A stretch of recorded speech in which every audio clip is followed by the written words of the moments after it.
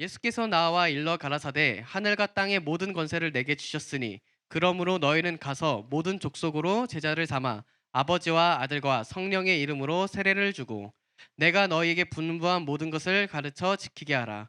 볼지어다 내가 세상 끝날까지 너희와 항상 함께 있으리라 하시니라. 다음으로 마가복음 16장 15절에서 18절입니다. 또 가라사대 너희는 온 천하에 다니며 만민에게 복음을 전파하라. 믿고 세례를 받는 사람은 구원을 얻을 것이요 믿지 않는 사람은 정죄를 받으리라. 믿는 자들에게는 이런 표적이 따르리니 곧 저희가 내 이름으로 귀신을 쫓아내며 새 방언을 말하며 뱀을 집으며 무슨 독을 마실지라도 해를 받지 아니하며 병든 사람에게 손을 얹은즉 나으리라 하시더라. 아멘. 따라합시다. 부활하신 주님과 동행합시다. 예, 그래요. 가운데가 펑 뚫려 있으니까 옆쪽 쳐다보야 돼. 우리 옆에 좌우의 분들에게 그냥 다시 한번 축복합니다. 부활의 주님과 동행합시다. 예, 그래요. 부활하신 주님과 동행하는 그런 삶이 되기를 바랍니다. 부활주의를 맞아 함께 예배하는 모든 분들에게 부활한 주님과 동행함으로 승리하는 역사 있기를 축원합니다. 예, 부활주의를 통해서 주님의 부활이 주님을 따르고 동행하는 우리들에게 어떤 삶이 주어지는지, 또 그리고 오늘 본문의 말씀을 통해서 우리 가운데 어떠한 능력이 주어지는지를 다시 한번 우리가 기억하면서 부활의 주님의 능력을 우리가 삶 속에, 생활 속에 누리고 살아갈 줄 믿습니다.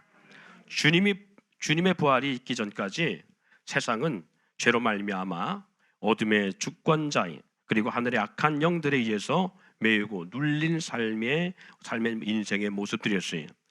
마치 이 영적 어둠에 매였다라는 것은 2000년 전 예수님께서 신이 당신의 자녀들 가운데 왔을 때의 모습처럼, 당시 때에 이스라엘은 로마의 속국으로 있었어요.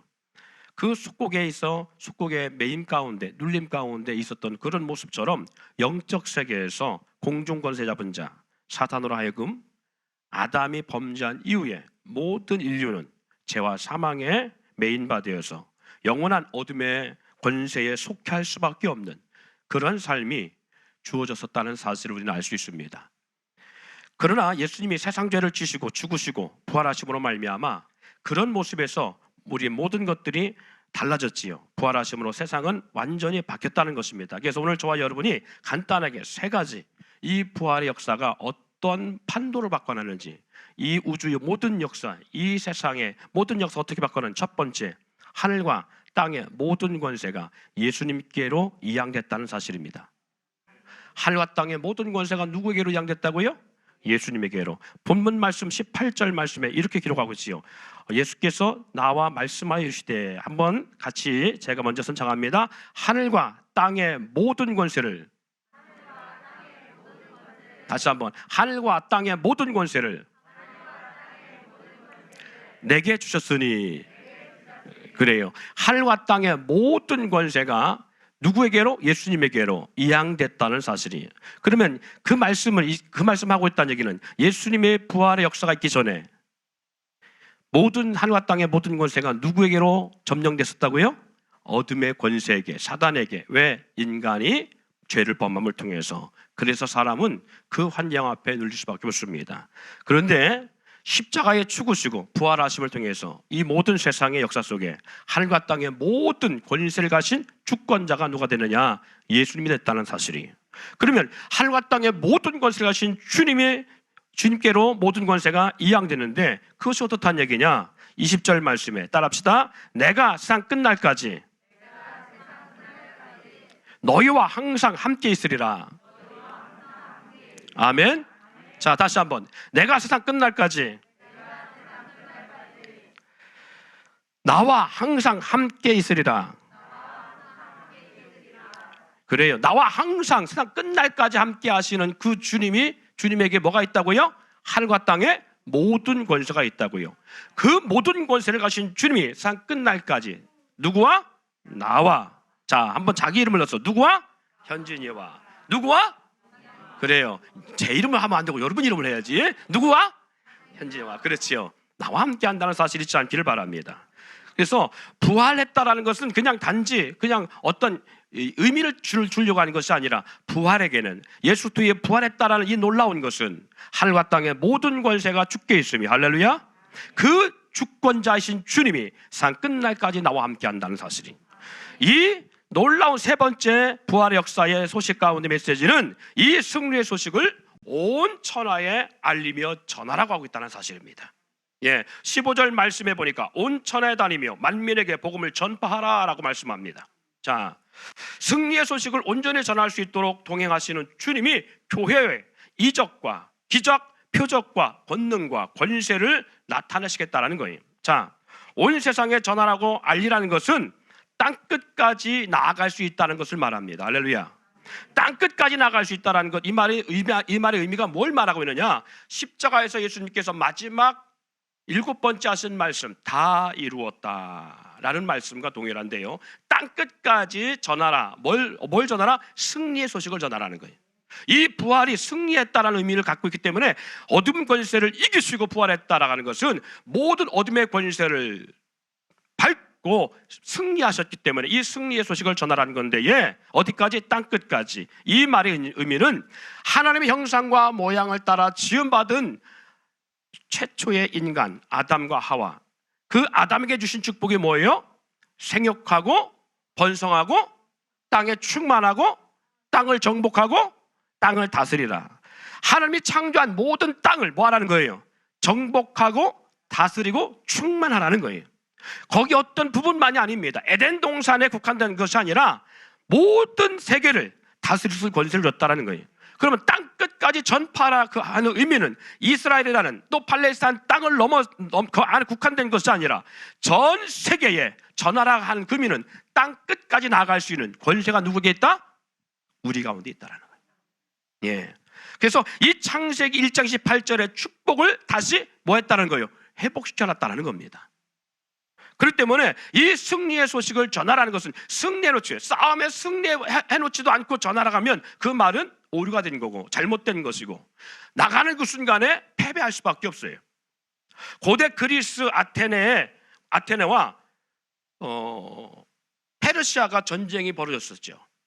페르시아가 월등하게 군사력이 좋았습니다. 지금 러시아와 우크라이나 전쟁처럼 페르시아가 월등하게 군사력이 좋았고, 모든 사람, 아테네, 그리스 사람들은 이 싸움은 백전백패다라고 하는 그런 개념을 갖고 있어요.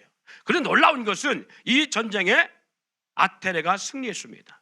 그래서 아테네 이 전사가 이 승리의 소식, 마음이 무력해 있고 그리고 패배 속에 있을 것 같은 자기 국민들에게 이 승리의 소식을 전하기 위해서 그 전쟁터부터 달려와서 이 승리의 소식을 전하고 죽게 된다는 그런 일화가 있었잖아요. 그래서 우리가 잘 아는 올림픽의 정신, 올림픽의 마라톤의 기원이 그래서 시작됐다라는 거잖아요. 42.19km를 달려와서 우리가 싸움에 승리했습니다, 이 소식을 전하기 위해서. 사랑하는 성도 여러분, 반드시 승리했을 때 전할 수밖에 없는 거예요. 그것처럼 우리 주님이 땅끝까지 전파라, 너희는 온 천에 다니며 만민에게 복음이라는 소식, 승리의 소식인데, 복음을 전파라는 얘기는 승리했다는 것을 알게 하라는 거예요. 그러면 우리가 나아가면서 이 전파하게 나아갈 때에 영적 대적에 의해서 우리가 패배하고 쓰러지고 넘어진다면 어떻게 그 승리 소식을 전할 수 있어요? 이 말씀 속에는 우리 가운데 뭘 주고 있느냐? 너희가 나갈 때 내가 하늘과 땅의 모든 권세를 가지고 너희와 함께 하기 때문에 너희는 땅까지 갈 수 있다는 거예요. 너희는 세계 끝까지 갈 수 있다는 거예요. 여러분 기억하십시오. 부활의 주님과 함께하는 사람들은 이 대전 시내 이 바닥에서만 누릴 수 있는 것이 아닙니다. 우리 대전 백석교회는, 우리 공동체는 땅 끝까지 나갈 수 있는 축복이 줬다는 사실 잊지 않기를 바랍니다. 승리하지 않고는 그 권세가 주어질 수 없는데, 승리했기 때문에 하나님께서 우리 가운데 이 권세로 말미암아 우리가 가고자 하는 곳에 하나님은 함께 하신다는 사실을 말씀하고 있습니다. 17절 18절 말씀에 이렇게 말합니다. 본문 가운데 믿는 자들에게는 이런 표적이 따르리니 곧 그들에게 내 이름으로 귀신을 쫓아내며 새 방언을 말하며 뱀을 집어올리며 무슨 독을 마실지라도 해를 받지 아니하며 병든 사람에게 손을 얹은 즉 나리라 하시더라. 이러므로 예수님의 부활은 우리의 포로된 자에게 자유를, 눈먼 자에게 보게 함을, 눌린 자를 자유케 하는 역사의 회복을 잃지 않기를 바랍니다. 아담과 하와가 죄를 범하기 전의 모습으로 다시 우리를 회복시켰음을 나타내고 있는 것입니다. 누가복음 4장 18절 19절 말씀에 그렇게 기록하고 있지요. 주의 성령이 내게 마셨으니 이는 가난한 자에게 복음을 전하게 하려고 내게 기름을 부으시고 나를 보내사 포로된 자에게 자유를, 눈먼 자에게 다시 보게 함을 전파하며 눌린 자를 자유케 하고 주의 은혜를 전파하게 하려 하심이라 하였더라. 여러분, 주의 은혜가 뭐냐면 이스라엘은 그런 제도가 있었어요. 너무 살아가기 어렵고 어떤 기근 때문에 어떤 문제 때문에 점점 삶이 어려워서 내가 갖고 있는 저 사람부터 물려받은 땅을 유지하기가 힘들고, 오늘 당장 어떤 밥을 쏟고 살아야 되는데 밥을 먹지 못하는 굶주림이 역사가 지금 아프리카 지역이 그런다고 그러지요. 전쟁 때문에 또 코로나 때문에 지금 양식이 떨어져서 지금 아사 직전에 있는 사람들이 너무 많다고 그래요. 자, 그것처럼 그런 상황이 됐을 때에 땅이 있는 무슨 의미가 있어요? 집이 있는들 무슨 의미가 있어요? 그러니까 곳간이 아직 양식과 창고에 먹을 것이 남아있는 사람들에게, 그러한 귀족들에게 자신의 땅을 넘기고 곡식을 사 먹고 자기의 집을 팔아서 곡식을 사 먹게 돼 있어요. 이런 상황이 계속되어지면 어떻게 되냐? 자식을 종으로 팔 수밖에 없어요. 왜? 먹고 살아야 되니까. 자신이 종으로 팔려고 할 수밖에 없어요. 그래서 그 집에서 종 아닌 종 생활을 하게 되어 있습니다. 그러다가 7년이 되어지면, 안식년이 되어지면 자유할 수 있어요. 이것이 7년 7번을 거쳐서 50년째 되는 해가 바로 희년인데, 이 희년 때는 모든 땅도 다 돌려줘야 돼요. 무상으로.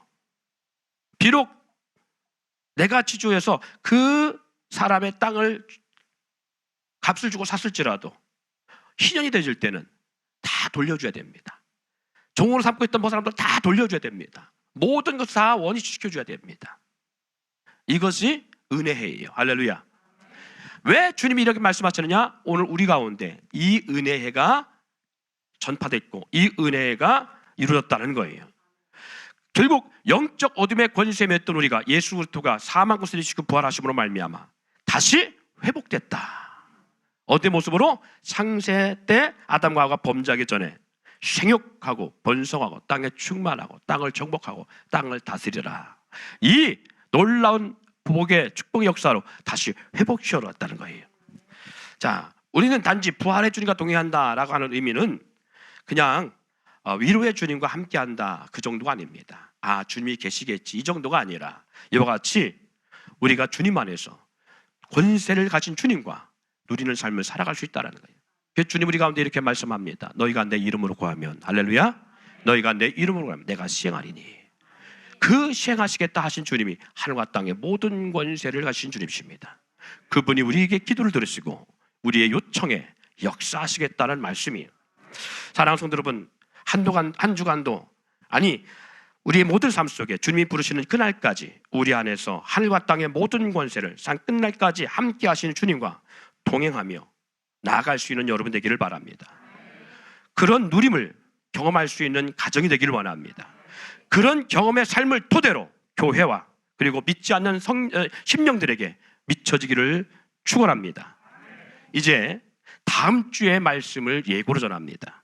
그런데 교회는 여러분에게 무덤을 이기셨고 모든 하늘과 땅의 모든 권세로 함께 하시는데, 그런데 여러분 피부로 느껴집니까?